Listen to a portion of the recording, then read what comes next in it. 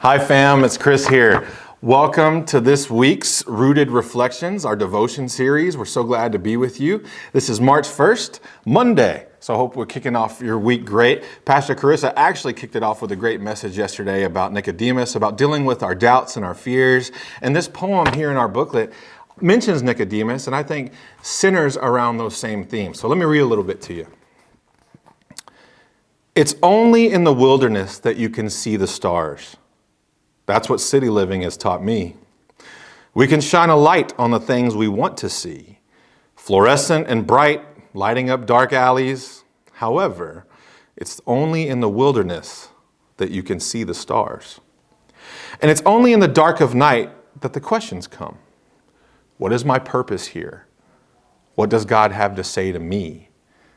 What does God have to say about suffering? The sun falls and my doubt rises, for it's only in the dark that the questions come. So like Nicodemus in the night, I will throw my big questions at the sky, and my voice will reverberate among the stars, and my questions will echo throughout the dark.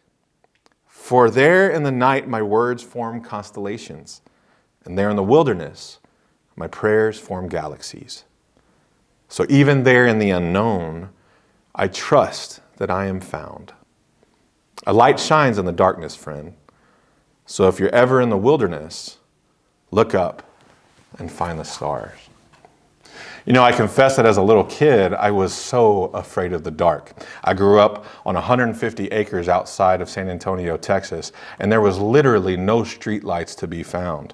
And walking outside to grab something from a vehicle, or even maybe you left your basketball outside, which I did often, I would go to get it and be so terrified that I would run in the dark to get whatever I needed and sprint back to my house.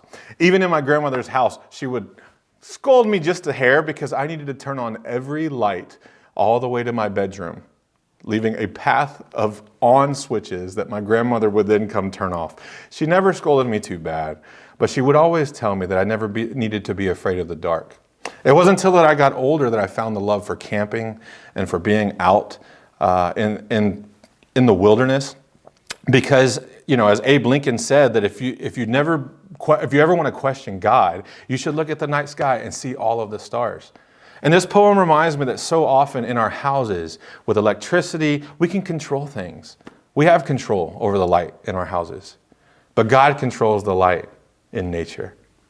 And so the same God that made the stars and the moon and the galaxies made you and I.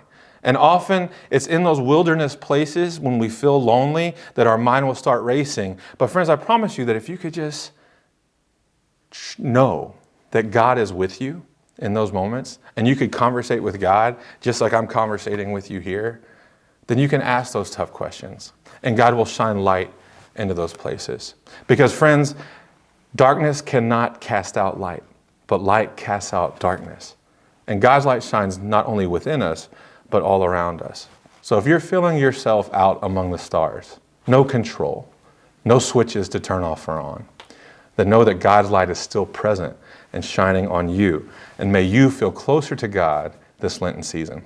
I love you. It's always a pleasure for us to be here with you. We hope that you'll tune in this week as all these great devotions are going to be led by our pastor team. And we hope that you know that your church family loves you. See ya.